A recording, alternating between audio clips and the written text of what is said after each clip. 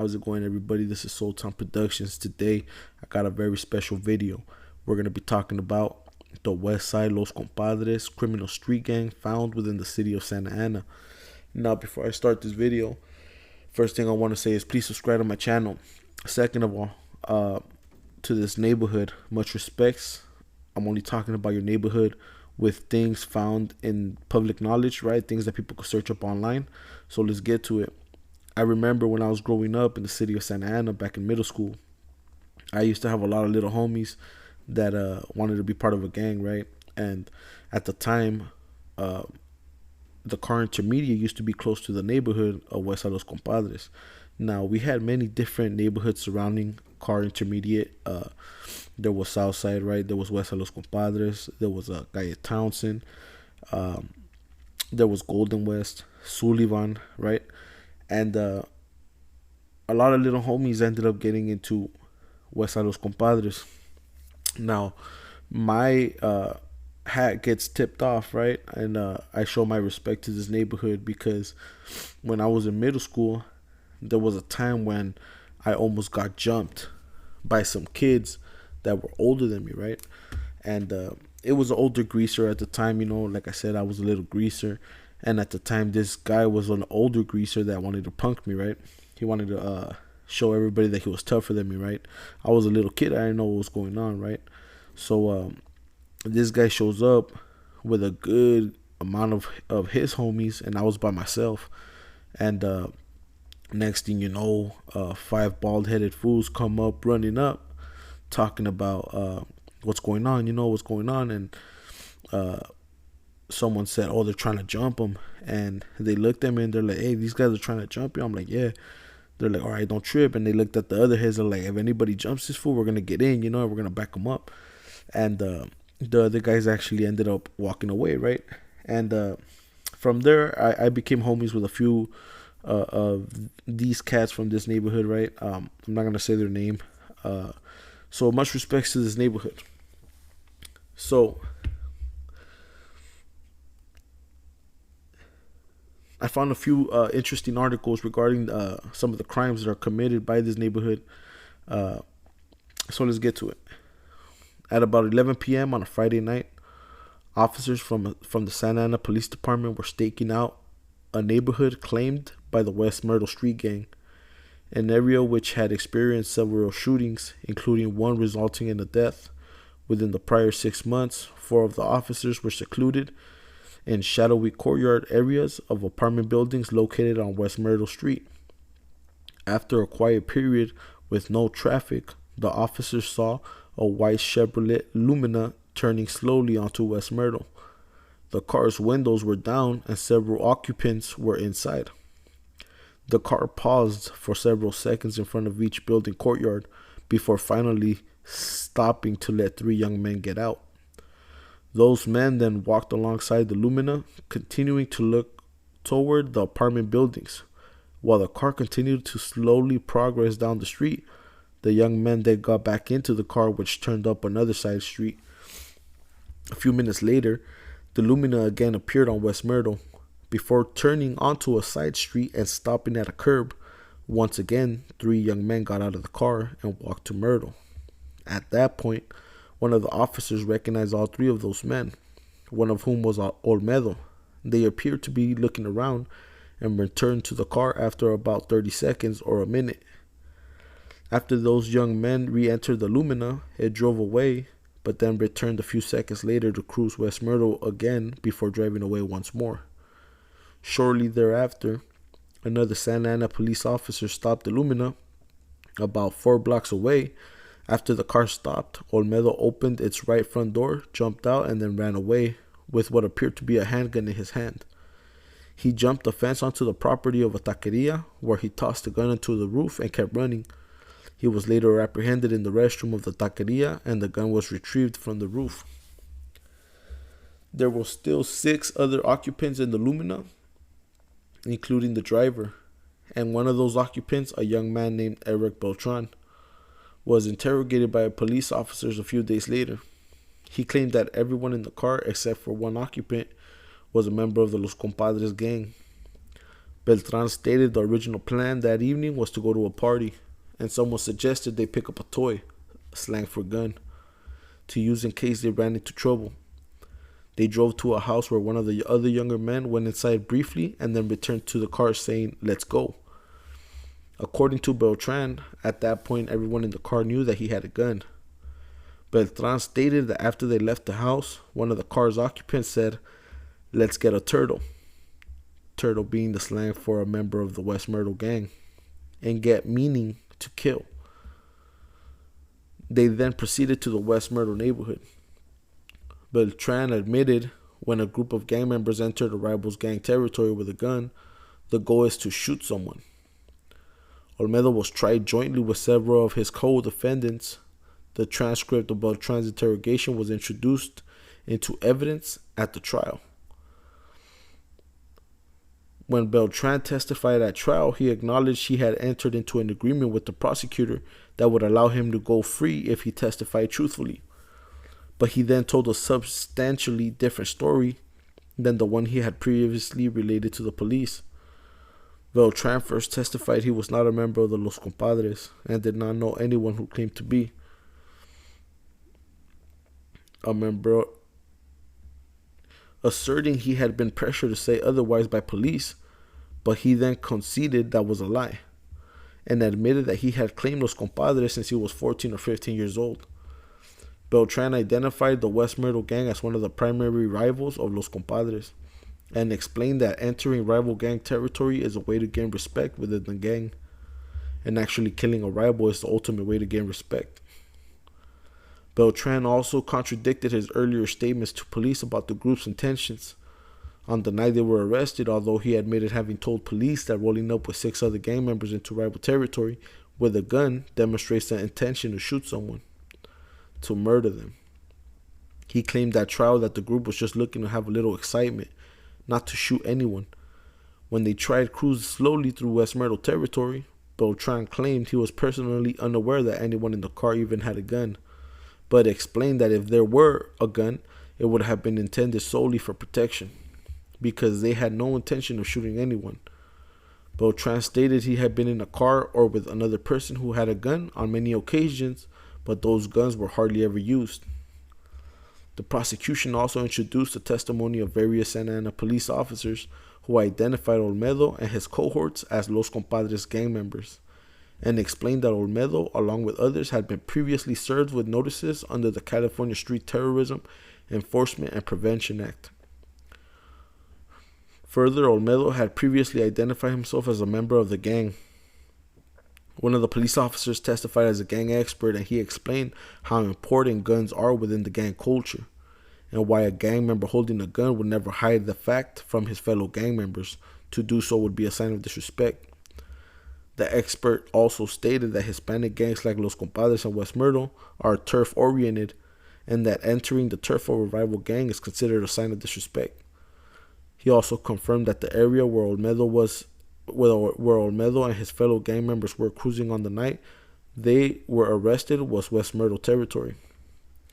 When presented with a hypothetical based on the facts of this case, the expert opened that the group's decision to cruise through West Myrtle territory with a gun was a classic gang crime designed to show disrespect for West Myrtle and generate respect for their own gang.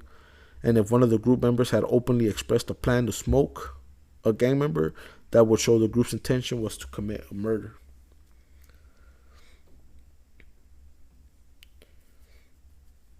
At about 2 a.m. on July 25th, 2010, a gray Lincoln Town Car and a black Chevrolet Suburban arrived at a Taqueria de Anda restaurant in Santa Ana. Inside the vehicles were friends and family members, including Jose Quiroz and David Quiroz, who had come from a wedding they had attended earlier that evening and had decided to stop and get a bite to eat. Once everyone had gotten out of the vehicles, Castaneda and Cruz, who had been standing in the parking lot, approached them. Castaneda and Cruz, who were drunk, made hand signs towards the waiting guests. Cruz told them that this was his taqueria and his barrio. He yelled, "Where you from?" and Westside Compadres, the name of the street gang. Someone from among the waiting guests replied, "We just want to eat tacos. We don't want any problems." Castaneda shouted he was creeper and told the wedding guests they could not eat at the Taqueria de Anda restaurant because it was in his gang's claimed territory. 2 women and a man walked over from a nearby mini-mart and started arguing with the men from the wedding party. One of the wedding guests announced they did not want any trouble and would leave. The wedding guests walked back to the vehicles. Castaneda and Cruz followed them. Castaneda shouted something in the direction of an alley leading to an apartment complex and appeared as though he was trying to contact someone. An unidentified person made a call on a cell phone. About 2 to 3 minutes later, 2 men, one of whom had a gun tucked under his waistband, appeared from the alley and ran toward the Suburban. Some of the guests managed to get inside the Suburban. Castaneda opened the door for the Suburban and began to punish David as he sat inside. David struck back and knocked Castaneda to the ground. The Suburban quickly emptied off its occupants and some of them joined in the fray.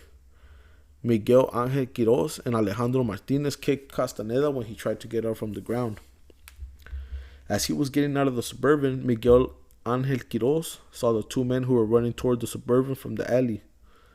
The man carrying the gun ran up behind Castaneda and from there shot David Quiroz in the stomach. The gunman then fired 5 shots toward Jose Quiroz, Alejandro Martinez, and 2 others who were standing together about 7 feet away. Jose fell to the ground, mortally wounded. The assailants, except for Castaneda, fled. Castaneda, his face bloodied, was left behind lying on the ground. Santa Ana police officer Armando Chacon heard the gunshots and within minutes arrived at the parking lot of the Taqueria de Anda restaurant. He found Jose Quiroz lifeless while Chacon was checking Jose's vital signs. David approached, identified himself as the victim's cousin, and displayed a wound to his abdomen. Chacon requested additional police assistance and notified police dispatch that Jose was dead. Santa Ana police officer Maybelline Solideo followed Chacon in her patrol car to the Taqueria de Anda restaurant's parking lot. On arriving at the scene, she saw Jose lying next to a black Chevrolet Suburban and David standing next to the Suburban with his shirt lifted to reveal the wound of his abdomen. Solideo also saw Castaneda lying on the sidewalk just to the west of the Suburban. She got out of the patrol car and walked toward him. As she approached Castaneda, he slowly sat up and she noticed he was bleeding profusely from his face. Solideo told Castaneda to stay seated. He disobeyed her, stood up, and fell into the street. Solideo stepped into the street to block oncoming traffic. Castaneda stood up again and walked slowly through the parking lot, disobeying Solideo's command to stop. Solideo followed him. She became concerned when he reached for his front waistband because she thought he might have a weapon. Castaneda started running through the parking lot and turned into the alley. Solideo caught up with him, grabbed his waistband, and brought him to the ground. He grabbed at her legs. As Solideo pulled her taser out of its holster, Castaneda stood and assumed a fighting stance with hands curled into fists. When Castaneda lunged at Solideo, she tased him.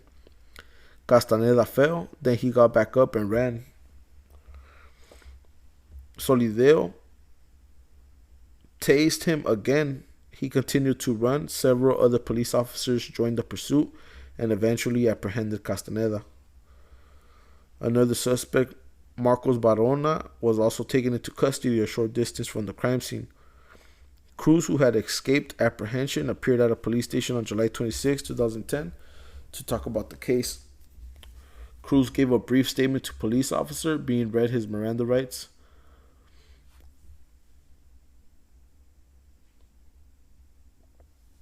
Santa Ana Police Detectives Clinton Eschiger interviewed Varona at about 6 a.m. on July 25, 2010. During the interview, Varona said he, Castaneda, and Cruz went to a mini-mart to buy beer. From the mini-mart, Varona and Castaneda walked to the Taqueria de Anda restaurant to use the restrooms, which, as it turned out, were not working. When Varona and Castaneda walked back outside, they saw Cruz doing a hit-up of a group of people standing next to a black SUV. Castaneda ran over to help Cruz. Varona heard either Castaneda or Cruz shout out the gang name, Los Compadres, and someone shout back, Brown. After the hit up, someone shouted out Brown, possibly referring to a tagging crew.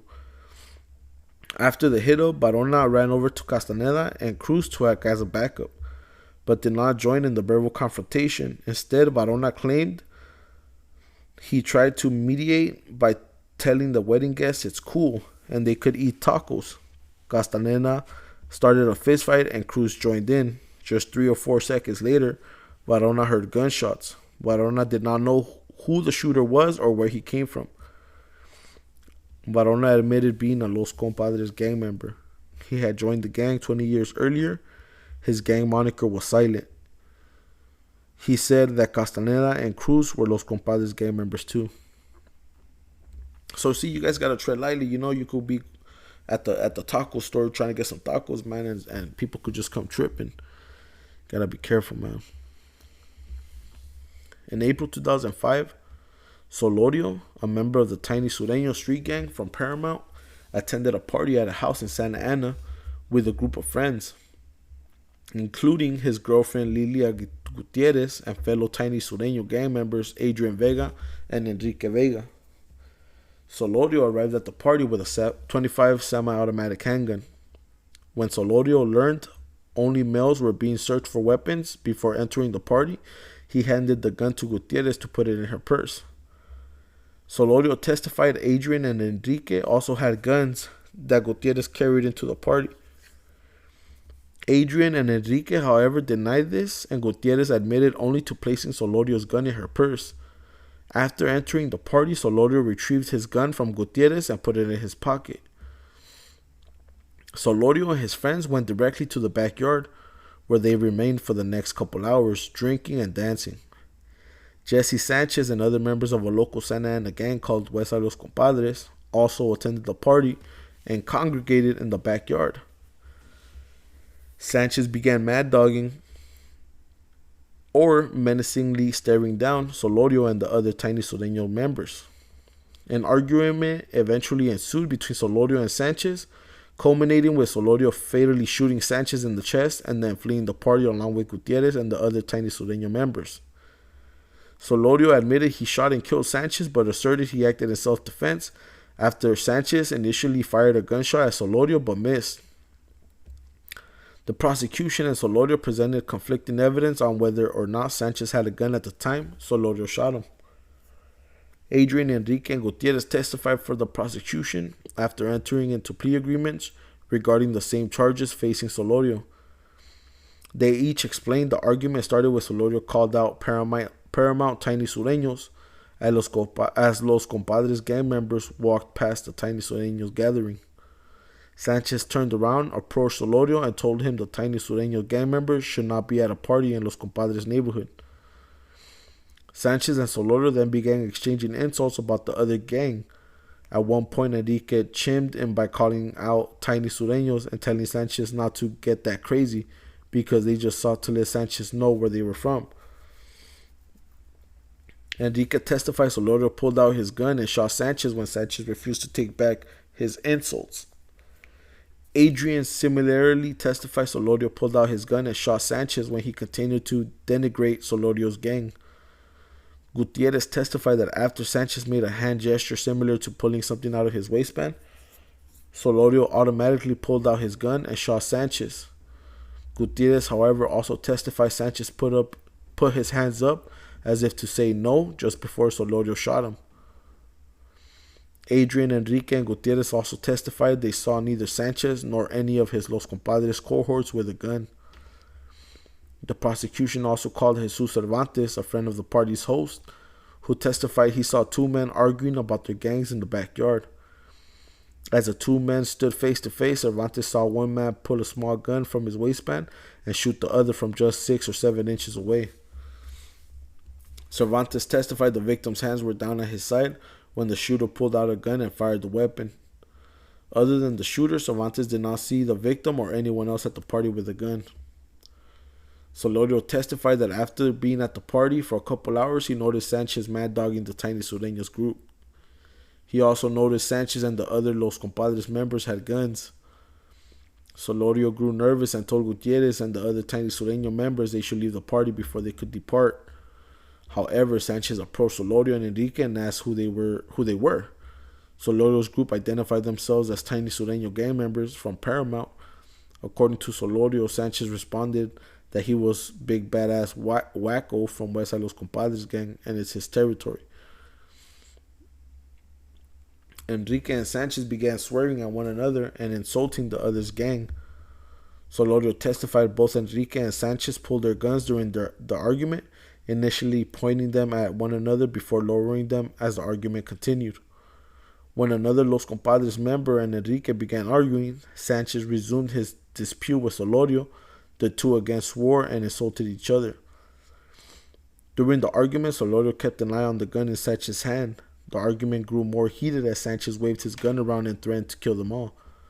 When Sanchez pulled the hammer back on his gun, Solorio pulled his gun from his pocket to show he had a gun too.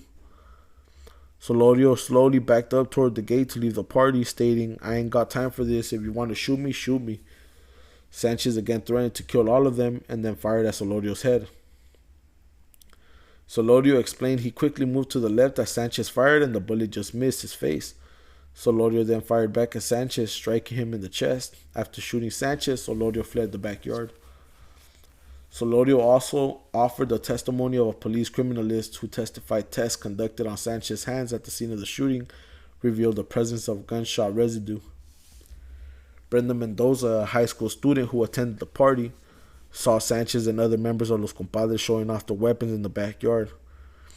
She also saw two men arguing in the backyard but walked into the house before the shooting occurred. According to Mendoza, during the argument, both men pulled guns and pointed them at one another. She heard one of the men say, "If you're going to shoot me, just do it." Mendoza, however, could not identify who made the statement. Once she heard the shooting, Mendoza ran and hid in another room of the house. When she emerged from her hiding place, she saw Sanchez lying on the floor, receiving CPR. She did not see any of the other Los Compadres gang members, nor did she see a gun on the floor near Sanchez. Karina Velasquez, another high school student at the party, testified she spent most of the evening with her friend Mendoza. According to Velasquez, she saw both Enrique and Solorio arguing with Sanchez in the backyard, but did not see any guns. While the argument continued, Velasquez and Mendoza walked inside the house and did not witness the shooting. She heard the shots and ran with Mendoza to hide in another room. When she came back out, she saw Sanchez lying on the floor receiving CPR, but did not see a gun.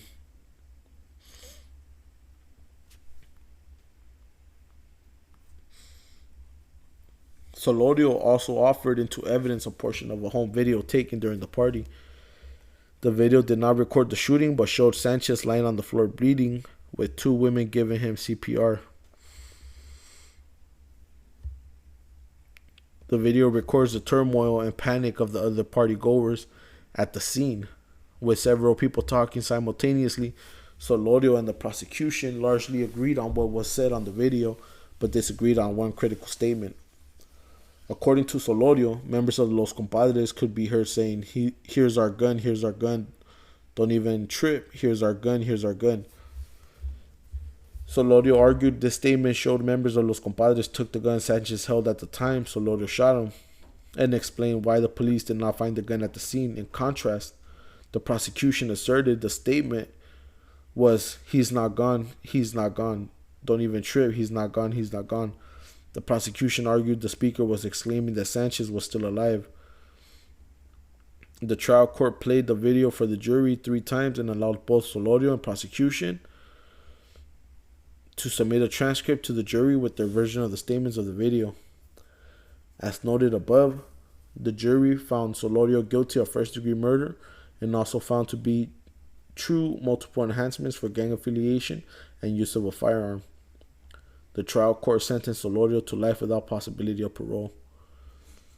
So imagine that, man, attending the wrong party, and now you got life and no possibility of parole that quick. We need to do better.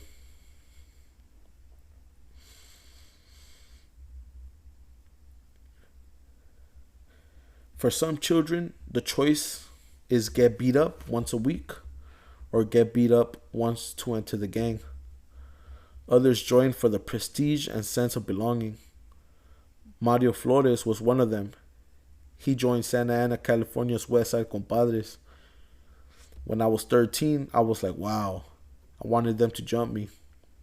He says in the soft near whisper of the cool, they're like, you want to get down? They got to jumping at you. They got to call you Trips from Westside Comps. You feel good. Flores, or Trips, is a depressing specimen of gang culture. Uneducated and barely articulate. He's sitting on the other side of the plexiglass window in the Santa Ana Central Jail, talking to me over a phone in and out of jail with dazzling regularity over the last 3 years. He most recently left prison on April 14th. On April 21, he was arrested again on a rape charge. Born in Portland, Oregon, but raised in Mexico, Flores went to live with his cousins in San Bernardino, California. At age 13, and has been traveling the Southern California gang circuit, Riverside, Santa Ana, East LA ever since. Now 20, he is slender and finely chiseled. Gang hand gestures accompany his speech like hieroglyphics. When I saw gang members, he said, pointing first to his eyes, then outward, they're like, are you down with my shit? I'm down. I ask if he speaks English or Spanish with his gang. You speak Chicano, he says. Hey, homie, you mostly talk English. You got some good words, but the way you talk, you don't talk good. You don't talk like other people. Flores expresses the fierce attachment territory that is a sine qua non of a gang identity. I was like, I love my neighborhood. If you don't love my neighborhood, I'm going to fuck you up. Charles Beck, captain of the LAPD's Rampart Division, marvels at this emotion.